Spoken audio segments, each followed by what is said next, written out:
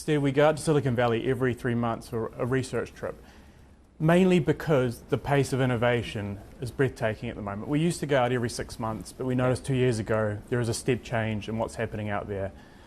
So two key takeaways from the trip really was, this is the first time we've sat in front of management, and either management are very smug about how their company is positioned going forward in terms of building the new technology stack, or management teams are actually quite concerned about where they fit within the ecosystem and the competitive dynamics that's emerging.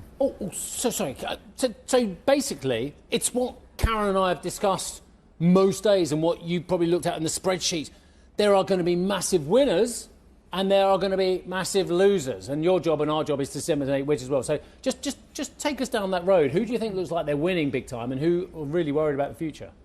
So we think without a doubt that AI is the biggest platform shift since the transistor or electricity, 70 years ago, 130 years ago. And we think that it's going to touch every dollar or pound of GDP. It's going to drive productivity across the economy, and it's going to reshape competitive dynamics within every single sector.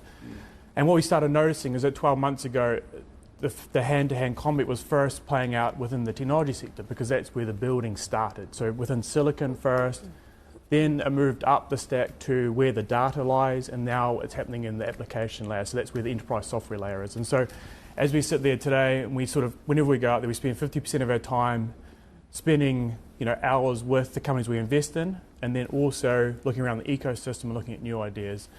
Silicon companies that are on the right side of the shift to accelerated computing are in a very good place over the next 3 to 5 years. The application layer, where the enterprise software companies reside, those are the companies experiencing new competitive threats for the first time, and those are the companies that are very concerned about where they're going over the next 3 to 5 years. So when we talk about that particular aspect around application, are we talking about competition, competitors in the space already that can grow their pile and disrupt others, or are we talking about new players coming into the field? Yeah, new players. So if you had asked me 2 years ago, what's the most dominant business model in the world, I would have said Google, Alphabet. Google has a 90% market share, has gross profit margins that are around about 90%. Its nearest competitor, Bing. If you unfortunately find yourself on Bing, what do you search for? This was us yesterday. Take yourself to Google. Now, what's happening at the moment, though, is we're having a platform shift from on-premise software.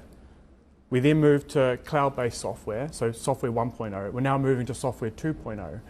And software 2.0 is very different to cloud-based software. And what you've got is an emergence of new competitors, very small competitors, say 200 employees, now competing with the best companies in the world. So Perplexity is a company formed 2 years ago, backed by Sequoia, individuals like Jeff Bezos, companies like NVIDIA.